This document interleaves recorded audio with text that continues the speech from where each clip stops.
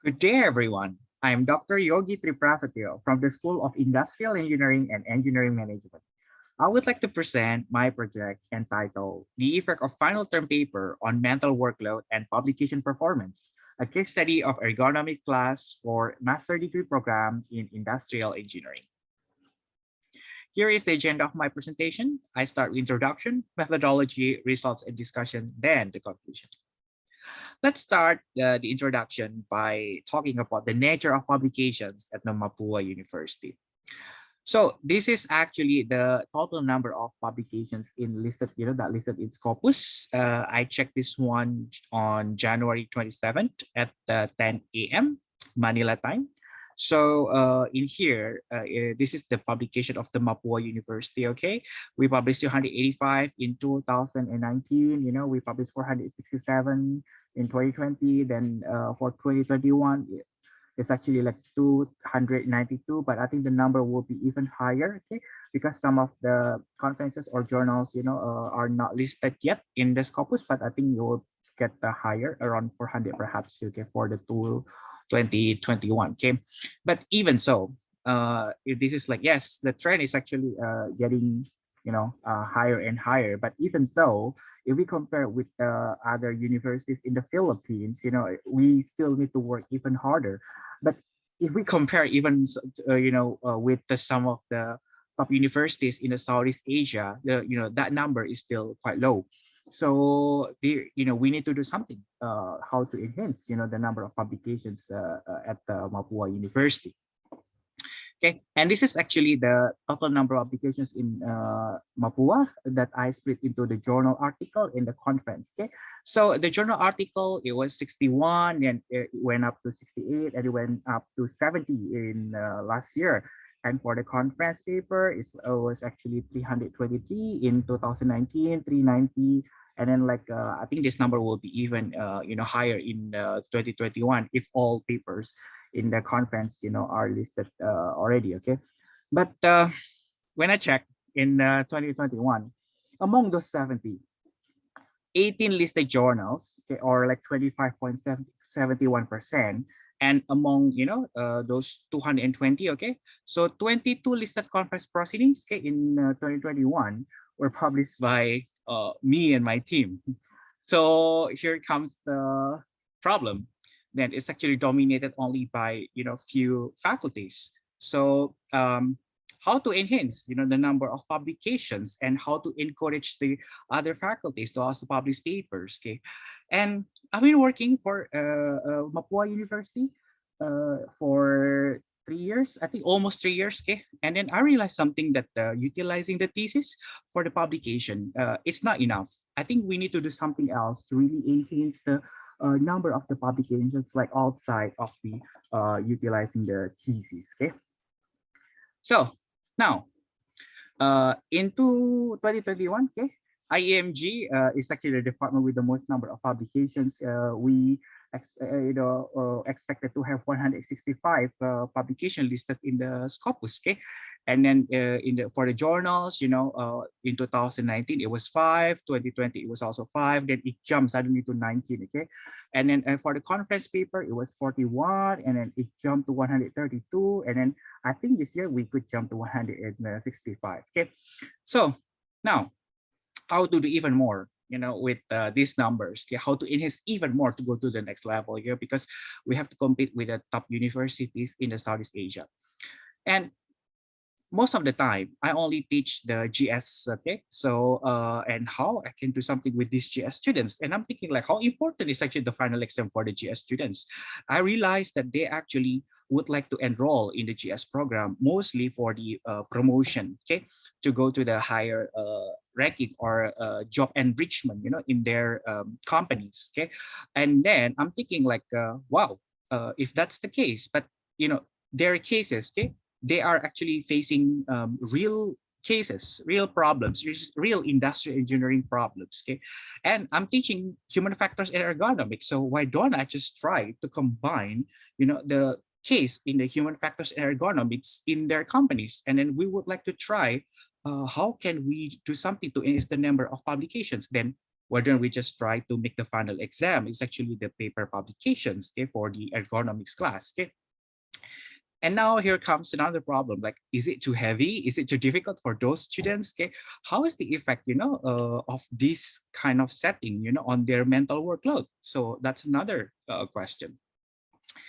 As most of you know, that I teach human factors and ergonomics. Okay, it's a scientific discipline and a branch of small branch of the industrial engineering that focus on humans and this interactions with the system. That the goal is actually to enhance the human well-being and overall system performance. And then we split into three domains, basically, in the human factors ergonomics, either physical ergo, cognitive ergonomics, or macroergonomics. So it's actually quite a big, human factors and ergonomics. So why don't I just ask my GS students, in my ergonomics class to really find the case, either physical, cognitive, or macroeconomics in their workplace environment, and then make it like a paper, and then we try to publish it. Then the purpose of this project is actually very simple, to analyze the effect of the final term paper on mental workload and publication performance in ergo class in MS programs, at the School of IEMG. Okay, so this project will contribute perhaps to new insight how to enhance the number of publications, and later on it can be scalability for the other departments, and then how to manage the GS class, and then perhaps we can see the mental health balance for the later on with the mental workload. Okay, so the method is actually I divided into two. The performance, I actually defined the number of publications, and then for the mental workload, I utilize one famous cognitive ergo tool. Okay, it's actually NASA TLX. Okay, so there were 27 males, 23 females, okay, and all respondents were from the School of IEMG, MS students, okay, and then these are the details, okay?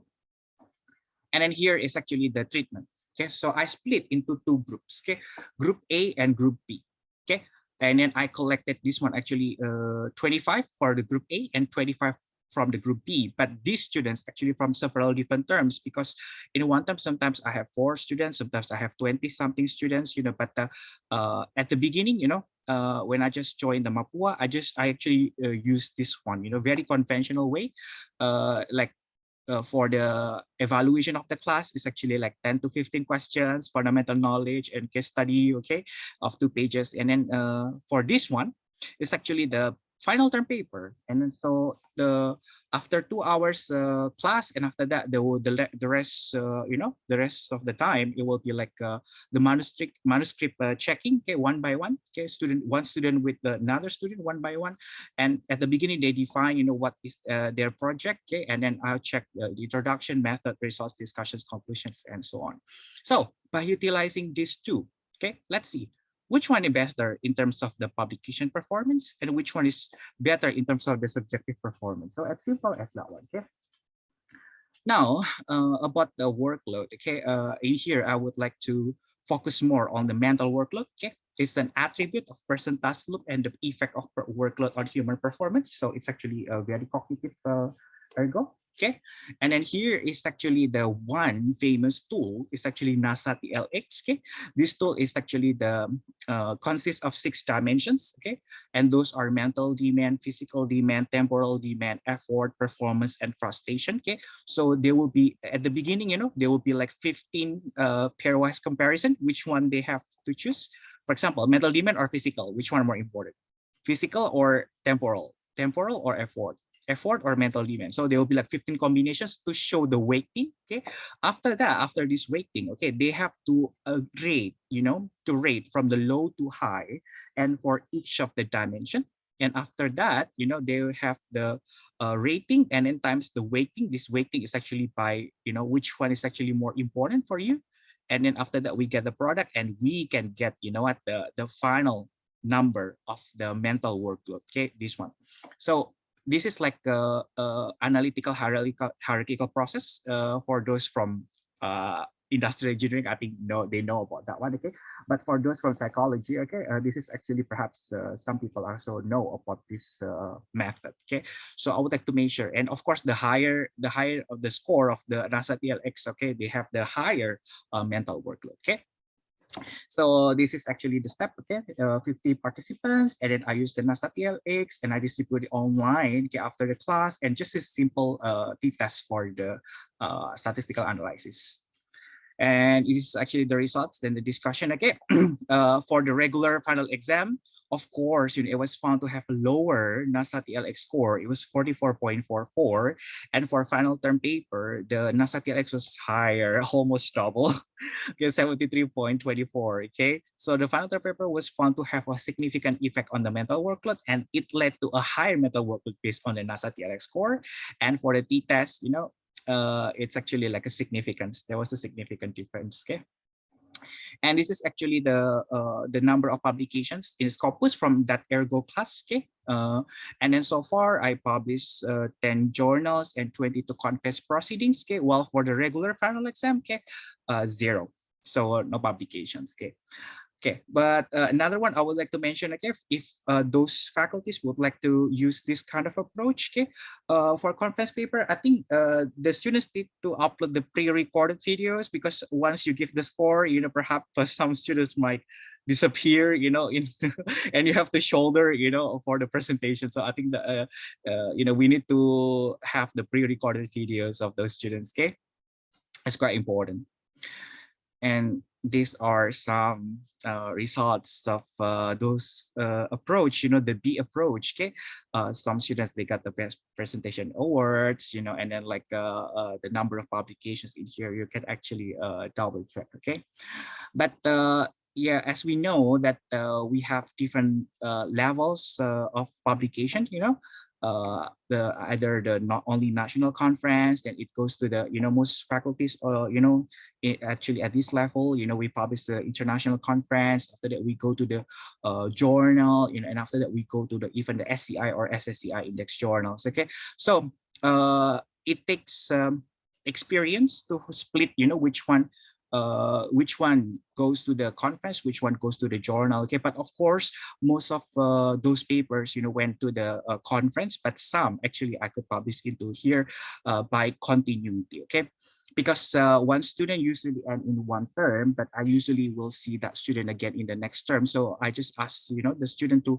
try to finish those, those good idea, and then make it like a journal level that eventually it got published. Okay, especially in research, continuity is very important. And then this is some of the SCI, SSCI index journals from the final term papers. This is not from the thesis. This is actually just from the one term paper. And then, but of course, my team actually continued, the paper until it gets published. Otherwise, the students will not pass the class. Okay? And this is the fourth quarter evaluation. Okay, that it seems that the students we're okay with this kind of approach, so I will keep doing this kind of approach for my ergo class. Okay, so yeah, that's I would like to show that one. Okay, regarding the conclusions, okay, there were significant increment number of publications to the final term paper. Okay, the final term paper was found to have a significant effect on the mental workload, and it led to, of course, a higher mental workload based on the NASA TLX. But even so, other schools might try this approach to enhance the number of publications, and even so, um, that the I got my evaluation form was quite fine. So I think that the students quite okay, with that kind of approach. Okay, but of course there are some limitations. Okay, it only focuses on the ergonomic class. Perhaps I could try to see the effect of this approach to the different classes. Okay, and it is limited to applied class, more applied class rather than the fundamental class, because this approach will not be applicable for the calculus class. I think it will be difficult. Okay, and then it's actually conducted during the COVID-19 pandemic, because I don't know, later on when everything goes back, and face-to-face conference, face-to-face, what will we do, with the because some students actually in Saudi Arabia, in Qatar, then that will actually might be an issue, but so far we are doing good during this online setting. Okay, so that's all my sharing. Thank you, everyone. Maraming salamat po.